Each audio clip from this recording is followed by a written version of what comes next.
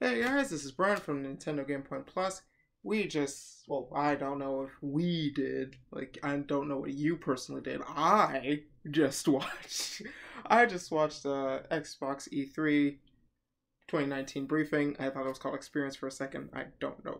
Either way, so we saw some games, we saw some interesting stuff, and today I'm going to tell you about said interesting stuff, and let's get started. The first game they showed was The Outer Worlds. It's this Fallout-esque game where you can choose to be this hero or a villain or a psychopath, because they're crazy. I don't know. It looks interesting. It looked cool. They had October 25th release date. That was a decent start to the show, in my opinion. The next game they showed called Bleeding Edge. That game looked awesome. It was like this 4v4 melee combat battle, and it was cool. I love what I'm gonna call I love wacky character battle games. What defines a wacky character battle game is a game like Splatoon or ARMS or Overwatch or even technically Fortnite, but I love it when you get these crazy characters no one's heard of, and they have such colorful personalities, and then they put them in a epic duel against each other. That looked so cool. That's exciting. And the playable alpha is coming June 27th. So that's cool. We then move on. Phil Spencer comes out. Oh, wait, no, he didn't. Did he come out yet? I forgot if he came out. Crap. Dang it, I forgot. Did the head of Xbox come out after this? I think so. I believe so. I'm gonna say yes, he did. But yeah, Phil Spencer, he also comes out. He Phil Spencers as in the verb. He talks a bit. He says, innovation and stuff.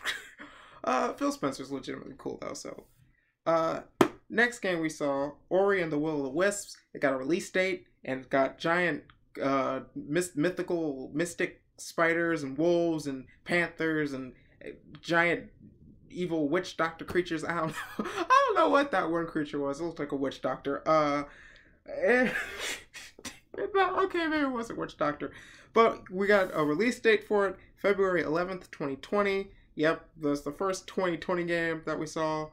And then next game that I thought was interesting, Minecraft Dungeons. And when they first showed it, they said from the creators of Minecraft, from the people who brought you Minecraft comes, and I see the trailer, I'm like, this is Minecraft. What are you saying from the people who brought? Like, what?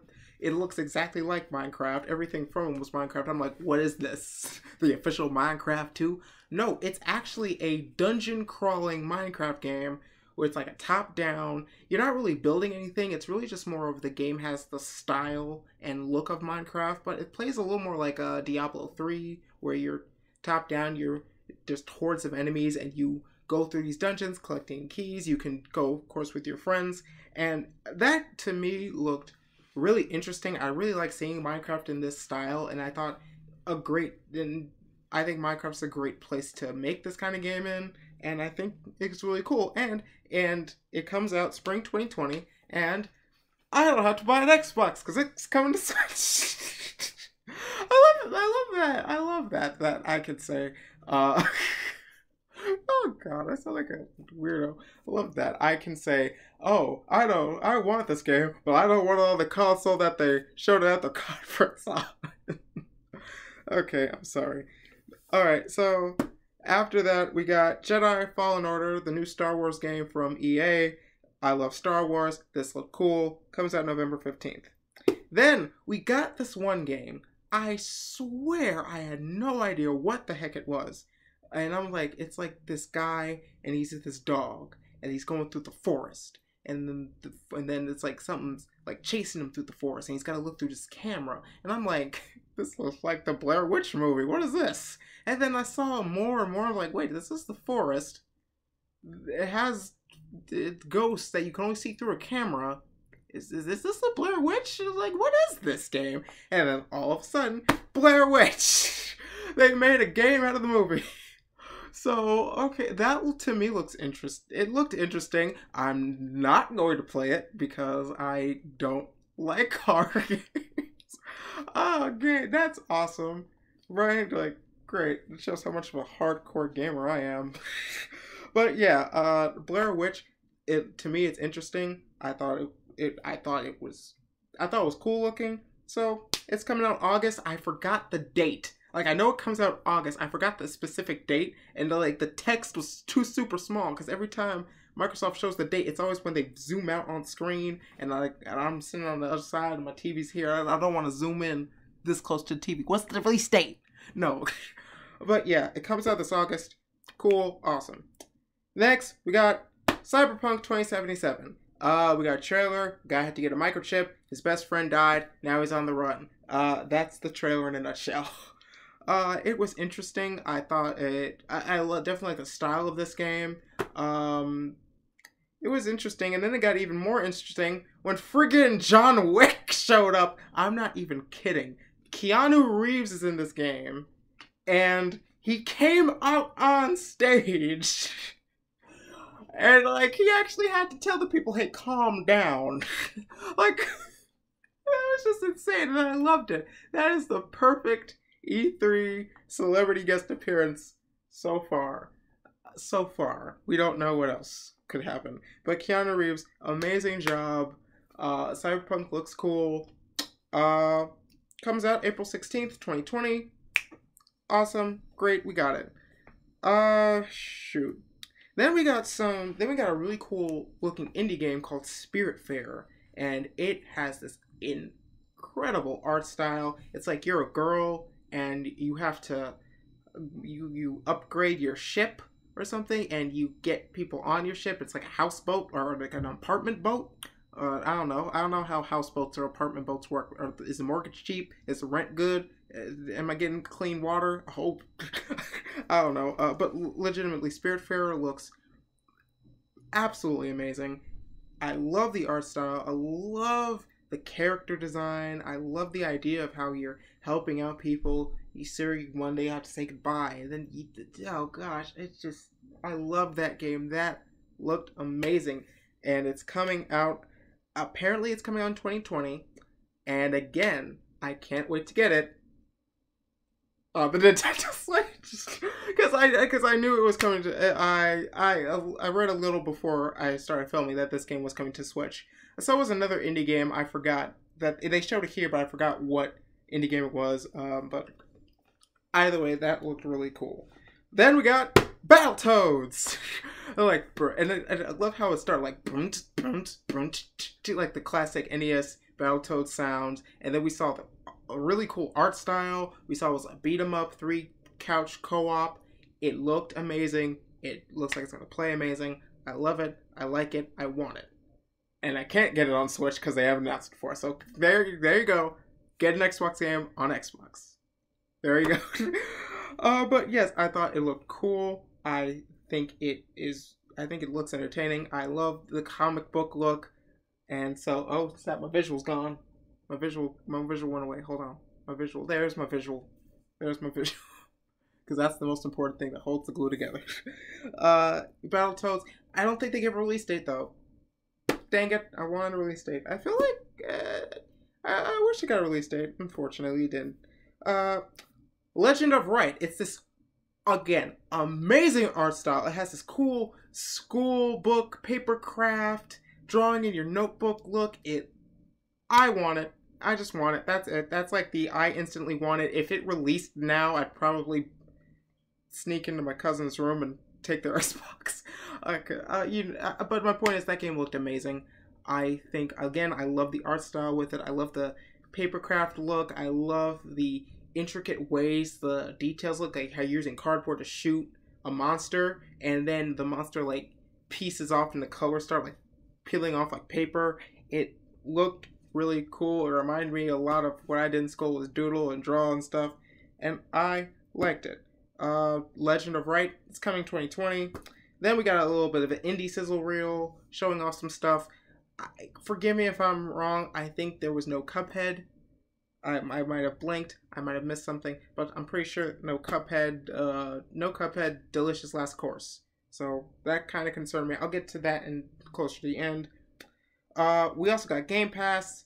thing saying it's available on PC. You can get the open beta for PC today. There's also the ultimate version where it's like you get Game Pass, you get Xbox Live Gold, you get PC stuff.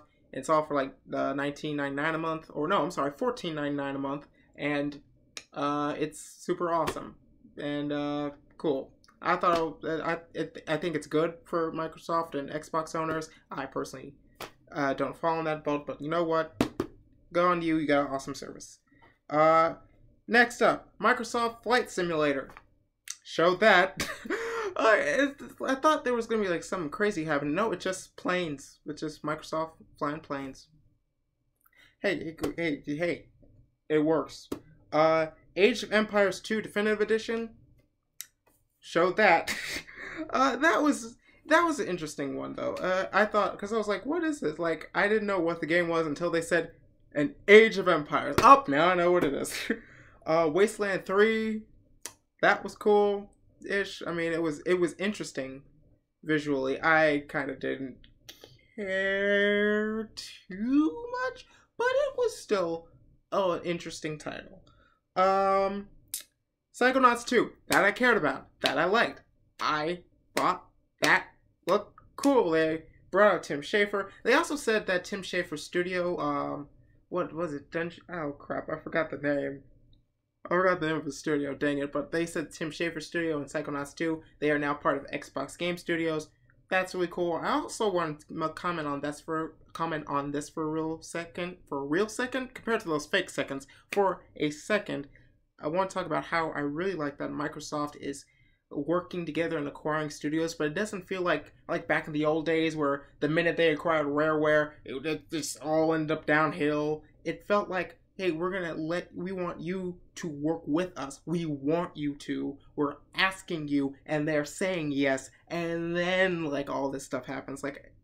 I mean, how I've heard description, Microsoft just bought Rareware. Here, it's just like, hey, we want you to work with us, and we will give you the best in technology and the best stuff to help you. And I like that Microsoft is opening the doors for these studios. I like it. It does freak me out a little bit because, you know, Microsoft might want to say only make games for us, but you know what? Sometimes that happens. It's okay.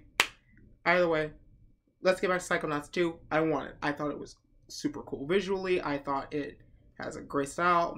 This makes me want to get the original Psychonauts because I've never played it, but that's what games are supposed to do. That's what sequels are supposed to do. They make you say, this second game looks good. I want to try the first game. That's how it works. At least that's how I hope it's supposed to work. Next up, game I really like, Lego Star Wars Collection. Like all the Star Wars Lego games. Rephrase. All the Skywalker Saga Lego Star Wars games all together in one package, and awesome. It's just super awesome. I loved it. Visually looks interesting. I love the Lego games, period. And this just looked amazing. This game, it has some detail. I don't know if that was just CG cutscenes, but I'm glad they're putting together a really good collection. Comes out 2020. Awesome. Next up, Dragon Ball game. Dragon Ball Z Kakarot. It said it was called the Dragon Ball Z Project until it turned to Dragon Ball Z Kakarot, which, okay, cool. It kind of looks like Xenoverse, like a fighting Xenoverse game. I guess this is like a prequel game to Dragon Ball. Like it's a prequel in terms of the show. Like Xenoverse took place after this. This is like pre-Xenoverse and Xenoverse 2 and stuff. So yeah. Oh, sorry about that. So yeah, that was that game, and yeah, it looked interesting. Again, coming early 2020. Cool. Next, we got an Annapurna game. And Annapurna is that crazy studio, but this game looks cool. It's called 12 Minutes. And what happens is this guy, he gets a present from his wife saying, hey, you know, guess what it is? And he's like, yeah, I know what it is. It's the new baby clothes because you're pregnant. And a guy's going to come in. And he's saying, you killed your father. Like, how? And the wife's like looking crazy, like, how do you know this? Look, you gotta trust me. You gotta believe me. The guy's gonna come in and he's gonna do something, and then we're both gonna die, or you're gonna die, or I'm not gonna die, or something's gonna happen to you. And then it's like the guy comes in and then beats the guy and punches him, and then suddenly he wakes up and he's back in this apartment, and it's like, oh, and then that's when I got the gist of the game. Like, oh, this is that kind of game where it's you only have a certain amount of time and only this one space before everything resets. I love this concept in games, in movies, in stories. I love this concept. This game looks really cool. It's really fun. I'm more than happy to try it. It's called 12 Minutes. And awesome. Awesome, awesome. I love it. It's coming. I don't think they get release date. Dang it. They didn't get release date. I'm just really, I hyped myself up and then I failed. But yeah, it looks really cool. Again, I love that kind of concept. I love that kind of style. I think it's gonna be a great game. So, 12 minutes. After that, it was Way to the Woods, and it's an indie game where you're a deer and you use your horns to light the way and open doors and solve puzzles and get electricity powers. 2020. That's it. That's it. That was it. Next up, Gears 5. They showed this like really weird trailer. It's like the main girl, and she's like doing her hair. She's like staring at the camera, and then her head twists and turns. It's like, yeah, like she's making faces in the camera. She's making faces. I think I spit on you. I'm sorry. She's making faces like, and like all the faces of her pet friends and past, and they're like, and it's like, I thought that was kind of funny. I thought it looked interesting, and then, after that little trailer, they gave the release date September 10th. It comes out September 10th this year. Awesome. And then they showed 2 more trailers, not necessarily about this game's story, because they said they give all the other details for that in a later event sometime in the summer. And then they showed a gameplay for what's called the Escape, and you're basically three soldiers, and you have to escape from this like monster hive cave. You have to set a bomb, and the bomb goes off, and you gotta keep running, or else the bomb will get you, and it's a poison bomb, and basically it's gonna poison you, and you're gonna die, and you're gonna bleed, and you're gonna explode and stuff. So you gotta race against the clock to get out, but you don't have a lot of weapons and stuff because you had to get in, and you decided to infiltrate the weird way, which was we're gonna disguise ourselves. We surrender, sets the bomb off. Now we're off, and now they gotta get out. And I thought that looked really cool. And the trailer they showed and the music they had made me hyped up. And I that was a good I thought that was a good trailer. I thought it was a good trailer. I love it when trailers get the right music and the right timing, and just it all flows together. And yeah, that was awesome. And for the next bonus point, they got freaking Terminator content. Yes, the Terminator, because the Dark Fate movie's coming out, and okay, Terminator Dark Fate. You get to play as the Terminator in Gears of War. I mean, it fits. It's not like friggin' I can't think of a awkward DLC. It's not like freaking Mercedes-Benz and Mario Kart, but it's reaching the levels of, okay, weirdness. Yeah, Terminator in it. Okay, moving on. Elite Controller Series 2. Showed that. You get to tweak your controller even more. Great, awesome. Dying Light 2. They showed a new trailer. They talked about pretty much the story of this guy named Aiden and how they gotta survive. We aren't just on this world to survive from these zombies. It's like super parkour. It's making choices because every choice you make matters. And then, of course, it also reveals that he is infected. So how does this come into play? I don't know, but guess we'll see. Dying Light 2 coming out spring 2020. Then, Forza Horizon 4. Lego Speed Champions.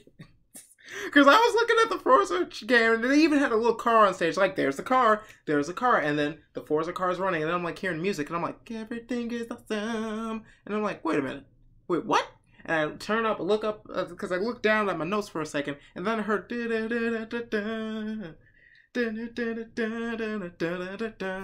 then that's a Lego movie. And then, yep, you get to build and race in Lego themed racetracks, and that is the perfect balance of two different franchises smushing together. And I loved it, and I thought that was hilarious. That was amazing. It comes out June 13th. It comes out this week. It comes out E3 week. So if you want to get it, get it. I'm snapping my fingers. Gears Pop. It's that mobile Gears of War game themed to pop figures. They showed off some gameplay of that. It was really cool. It was interesting. I like spin-off games, and this looks like a good spin-off game. So showed that, no release date, but you can pre-order. State of Decay 2 Heartland. It's a game where it's State of Decay, which is of course the zombie apocalyptic game where it's kind of a mix of a life sim. You got to recruit people and get them into your crew and whatever. But Heartland is like the tale of two stories where both of these characters have to go to the same place. One's looking for her father, who she never met and who she never really knew because she was so young and stuff. And one is a guy looking for this like hero or something. I don't know. But it's two stories that kind of interconnect together. And yeah, you gotta go through like the worst part of Zombieville now, I guess. And the worst part of Zombieville. It's literally called Heartland. How did I? Okay, but yeah, it's an interesting game. It's not a game. It's an expansion, and it's available now. So yeah, I thought that was really cool. Decent shadow drop, awesome. Then we got Phantasy Star Online 2. I'm sorry about that. Oh, what the? Okay, sorry about my screen. Phantasy Star Online 2. It was originally in Japan. It's from Sega. They brought it over here. It's gonna be on Xbox. It looks cool. I thought that game looked beautiful. Like, oh my gosh, the art style. Oh, good. And then it comes out spring 2020 on Xbox One X and also other Xbox Ones. I don't know why I specifically said X. But yeah, that was cool. We'll move on to this game about war, Crossfire X. They showed that. It was interesting. Yeah, Crossfire X. It's a game, some missiles and some guns. Alright, next up, Tales of Arise, which is this, I guess it's one of the Tales of games, like Tales of Vesperia, I believe, because it's from Bandai Namco. Not Bandai Namco. Yeah, it's Bandai Namco. Is it? Yes, it's Bandai Namco. I'm sorry. It looked interesting. It comes out 2020. Cool. It had a very unique look to it. You fight dragons. You save a princess. The world is alive. I don't know. The trailer. It was an interesting trailer, but Tales of Arise looks cool. Looks interesting. I'm into it. Borderlands 3. They showed it. They gave a release date trailer. It was September 13th. They also said, hey, there's also a prequel story you can get for Borderlands 2, but if you get it in the Hansen collection, it's available now. Really cool. Showed off Elden Ring, which is that game that leaked. It was like this fantasy game where it's like from software, and they're working with George R.R. Martin. Right, George R.R. Martin? Yes, George R.R. Martin. And yeah, that was interesting. They talked a little about xCloud later. And then they finally got to the important announcement that they are working on and developing Project Scarlet, the Xbox's next evolution, and it's going to be releasing holiday 2020. Okay, and it's interesting, but I also felt the same. I feel the same way I did when they first talked about Project Scorpio, which was really cool.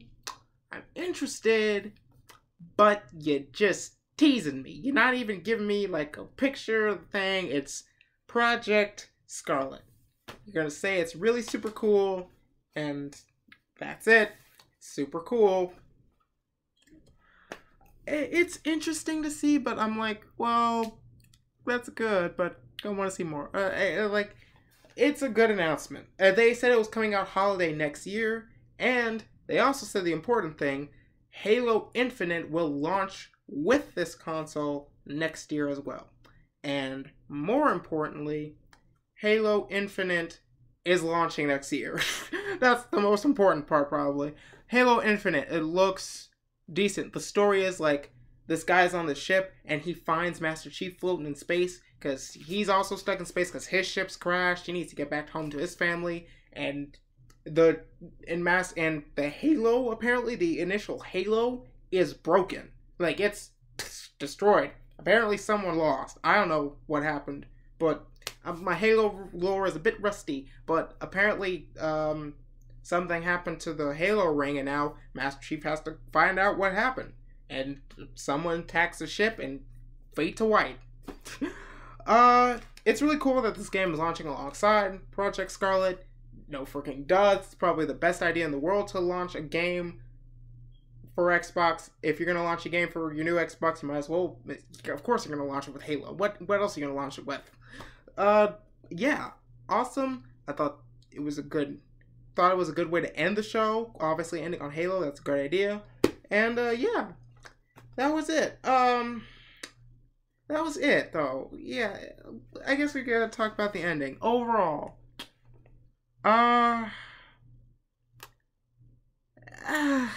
okay, let me put it like this. There were some good announcements. There were some really good announcements in this. I liked it. It had flavor. It had charm. I liked the game announcements themselves. I thought it was a little more vast this year. It wasn't just like bang, bang, bang, bang, bang, bang, bang, bang. Ooh, platformer, RPG, bang, bang, bang, bang. It didn't feel like that. It was, all the games had their own style and flair. Even though there were still a lot of bang, bang, bang, bang, shoots, guns, yay. It still felt interesting. Like, every game here I thought had a unique, interesting style. And I love the announcements they made. They gave some good new announcements. They gave us the necessary updates. Like, they gave us Gears 5, close release date to Gears 5 at that.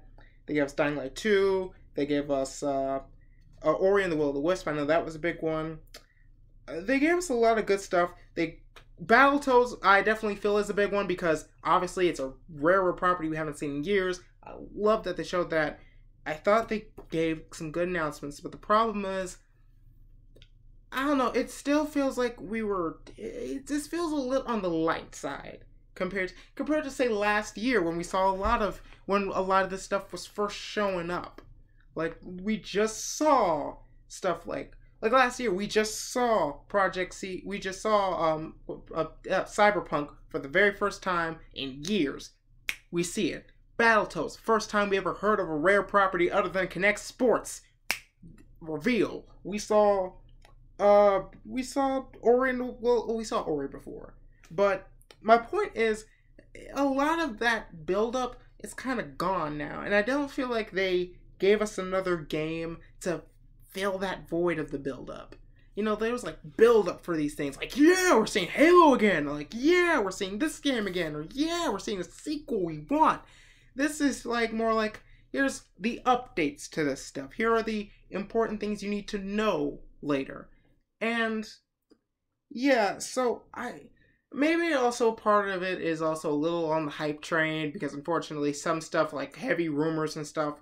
But even ignoring the hype, I thought while their show was good, while they had interesting announcements, I couldn't shake the feeling that something felt a little missing. And, because, like I said before, Cuphead Delicious Last Course didn't show up at all. Like, Cuphead, that's like one of the biggest indie games everyone remembers, and everyone flipped a lid when they announced DLC. Said it was coming out this year. We didn't see it. But, of course, you don't grade E3 necessarily for what you don't see. But my initial thoughts are, I liked what they showed. I liked the games, but it didn't have the same initial, like, as, like, last year, or even, like, the year before in 2017. I thought they announced some good stuff. Good stuff. I liked the games they showed. They had some decent hitters. I like that we got release dates for especially the important games. I will say that. Like, Gears 5, Cyberpunk, Dying Light 2, well, technically not Dying Light, because Dying Light got a tentative thing, but still, like, important games, we got release dates, and we got dates where, hey, you can play this. But ultimately, it still felt like they were missing some stuff. It still felt like it wasn't as impactful as last year. I think that's the thing. It wasn't as impactful as it was last year, seeing some stuff. So I'll say this: they did a good job, though. They still did a good job. I was still invested. There were some points where I was a little okay, but overall, I still thought they were good. I just not the same level of hype like last year. So I give it a solid B.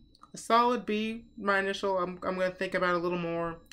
I'm gonna definitely gotta see other conferences, see what happens. But solid B so far. Solid B. Alright, thank you for watching. Next time I'm gonna be doing Bethesda, and let's see if they're gonna go crazy. I guess I should also give a disclaimer. I'm gonna talk about Devolver Digital and Bethesda's too. So, yeah. But yeah. Thank you for watching. Microsoft, decent job. I liked it. And it's just a little, I want a little more. That's all. Either way, good job. Thank you guys for watching. See you guys next time.